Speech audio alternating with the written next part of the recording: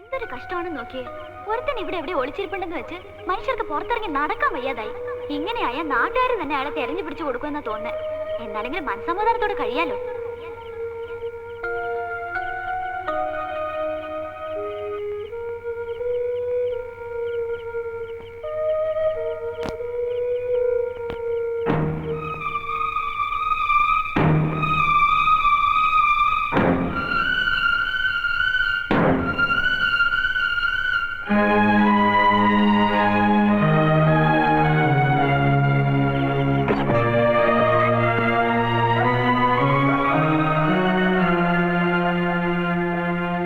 മാധവൻകുട്ടി,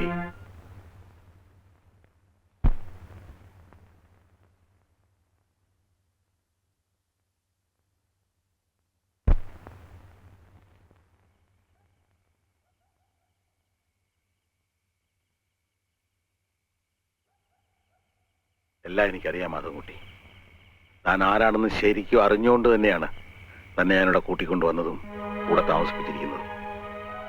ഇവിടെ കിട്ടുന്ന സുരക്ഷിതത്വം മാധവൻകുട്ടിക്ക് വേറെ എവിടെയും കിട്ടില്ല. ഒരു തെറ്റും ചെയ്യാത്തവനാണ് ഞാൻ. ഞാൻ ആരെയും കൊന്നിട്ടില്ല.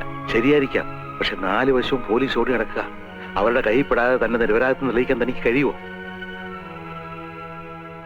കഴിയുമെങ്കിൽ തനിക്ക് പോവാം. മാധവൻകുട്ടി, എന്റെ അമ്മൂമ്മയുടെ മനസ്സ് നിറയെത്താനാ തന്നെ പോലീസുകാർ പിച്ച് ചിന്തെന്ന് കണ്ടു നിൽക്കാൻ കരുത്തില്ലാത്തോണ്ട് പറയാം. പോകരുത്.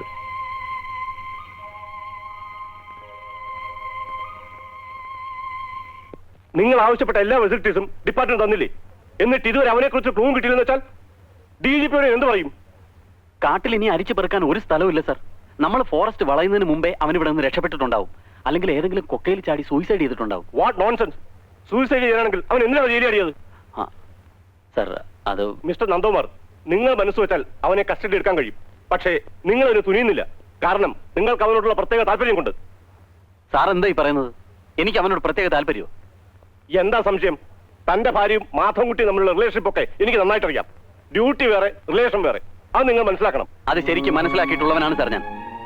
എന്റെ ഭാര്യയും മാധവൻകുട്ടിയും തമ്മിൽ അടുപ്പമായിരുന്നു എന്നുള്ളത് സത്യമാണ്. പക്ഷേ അതെന്റെ ജോലിയെ ബാധിക്കുന്ന കാര്യമല്ല. മാധവൻകുട്ടി കാട്ടിൽ എവിടെയെങ്കിലും ഉണ്ടെങ്കിൽ അവനെ ഞാൻ അറസ്റ്റ് ചെയ്തിരിക്കും. എനിവേ 24 അവേഴ്സിനകം അവനെ കസ്റ്റഡിയിൽ എത്തിക്കണം. സാർ,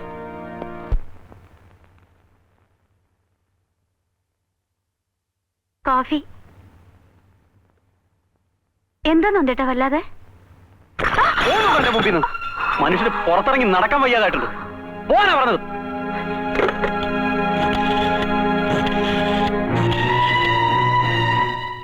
ഞാനാ നന്ദകുമാർ. അവനെ കുറിച്ച് വല്ല വിവരം കിട്ടിയോ? അവൻ ഈ ഫോറസ്റ്റ് വിട്ട് എങ്ങും പോയി കാണില്ല. നിങ്ങൾ ആദിവാസി കോളനി ഉൾപ്പെടെ എല്ലാ വീടുകളും സെർച്ച് ചെയ്യണം. അതൊക്കെ ഞാൻ വന്നിട്ട് പറയാം. നാളെ നേരം പുലരുന്നതിന് മുമ്പ് അവനെ കസ്റ്റഡിയിൽ എടുത്തിരിക്കണം. മനസ്സിലായോ? ഓക്കെ.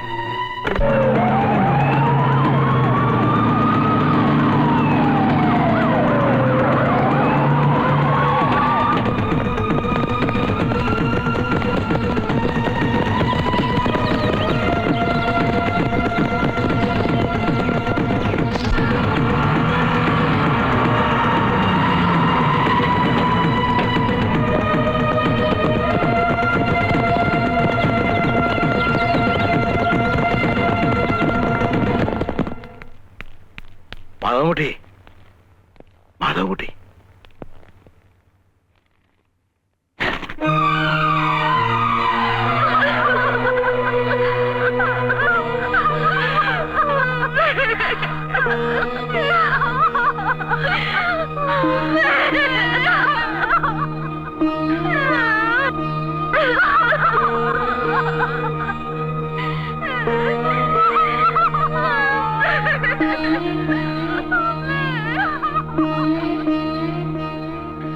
കർമ്മം ചെയ്യാതെങ്കിലും അവനിങ്ങ് എത്തുവോ? എങ്ങനെ എത്താനാ? ഇവിടെ വന്ന പോലീസ് പിടിക്കില്ലേ? അപ്പൊ പിന്നെ കർമ്മങ്ങളൊക്കെ ആരാ ചെയ്യാ? ഞാൻ പോകുന്ന ആശാനെ. ഇല്ലേ, എങ്ങനെ പോകും? പോലീസിന്റെ കണ്ണുവെട്ടിച്ചതിനൊക്കെ ഇവിടെ നിന്ന് എങ്ങോട്ടും പോകാനൊക്കില്ല. അവരെന്നെ പിടിക്കുക കൊല്ല് എന്ത് വേണേലും ചെയ്തോട്ടെ. എന്റെ അമ്മയെ കാണാൻ വേണ്ടി ഞാൻ ജയിലിൽ ആടിയത്. ഏക മകനാ ഞാൻ. അന്ത്യകർമ്മങ്ങൾ ചെയ്യാൻ ഞാൻ മാത്രമേ ഉള്ളൂ. എനിക്ക് പോണ ആശാനെ.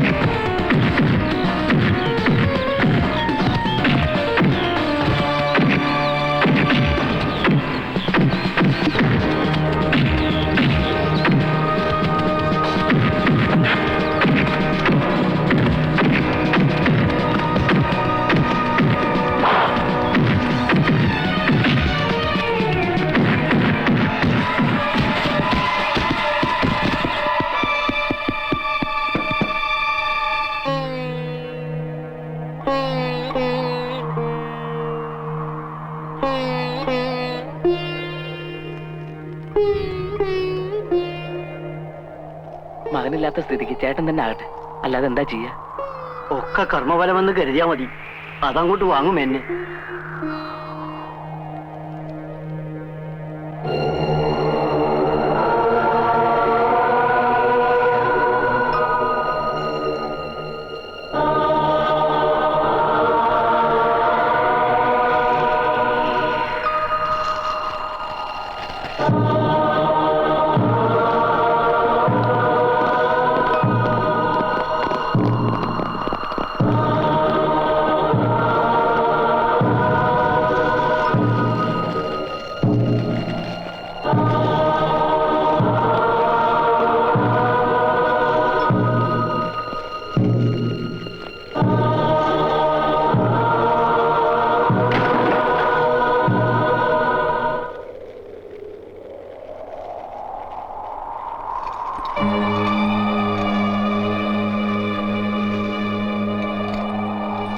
സാർ, കൃഷ്ണദാസനെയും ഈപ്പച്ചനെയും കൊന്നത് ഈ മാധവൻകുട്ടിയല്ല. ഞാൻ പറയുന്നത് സത്യമാണ് സാർ. കൃഷ്ണദാസനെ ഈപ്പച്ചനെയും കൊന്നത് ഈ നിൽക്കുന്ന മാധവൻകുട്ടി അല്ല. പിന്നെ ആരാ? തനിക്കറിയാവോ? അറിയാം സാർ. ആരാ? ഞാനാ. എന്തിനു വേണ്ടി? എന്റെ മകൾ കൊടുത്ത സ്ത്രീധന പണവും അവളുടെ ആഭരണവും എന്റെ തറവാട് സ്വത്ത് വിറ്റ് കിട്ടിയ പണവും കൊണ്ടാണ് കൃഷ്ണദാസ് കുറിക്കമ്പനി തുടങ്ങിയത്. കുറിക്കമ്പനി വളർന്നു വന്നതോടൊപ്പം അവന്റെ സ്വഭാവത്തിന് മാറ്റം വന്നു. പെണ്ണിനും മദ്യത്തിനും അടിമയായ അവന് അവസാനം ഭാര്യയും കുഞ്ഞൊരു അതിയപ്പറ്റായി സാറേ. എനിക്കിനി ആ മനുഷ്യന്റെ കൂടെ ജീവിക്കാൻ വയ്യ അച്ഛ, മതിയായി.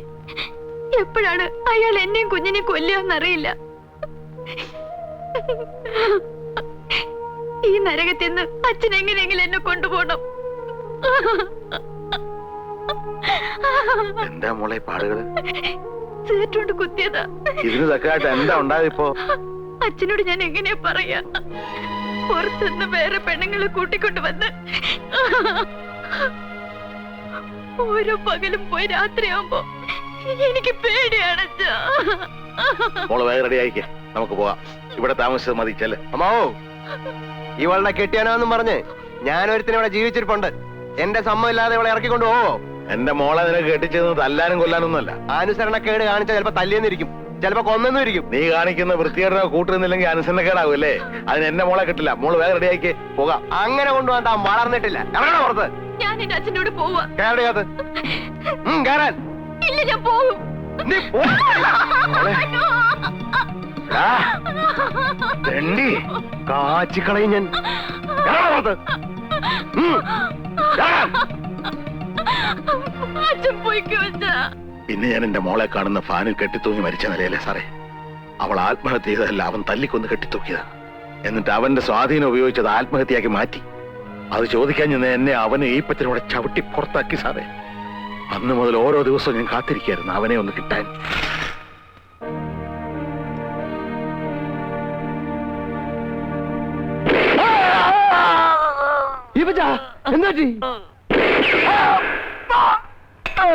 ഇതാണ് സാറേ ഉണ്ടായത്.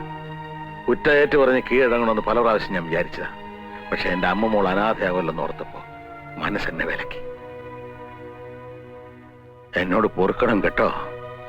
വാ, എനിക്കൊരു ഉപകാരം ചെയ്യണം. എന്റെ അമ്മമ്മക്ക് ആരോരും ഇല്ലെന്ന് അറിയാമല്ലോ. അവളെ അച്ഛന്റെ സ്ഥാനത്ത് നിന്ന് വളർത്തണം. പിന്നെ എന്നെ തൂക്കാൻ വിധിക്കുകയാണെങ്കിൽ ഒരു മകന്റെ സ്ഥാനത്ത് നിന്ന് ജഡവേറ്റ് വാങ്ങണം. എന്നിട്ട് ആചാരവിധി പ്രകാരം അടക്കം ചെയ്യണം. അങ്ങനെ ചെയ്യില്ലേ?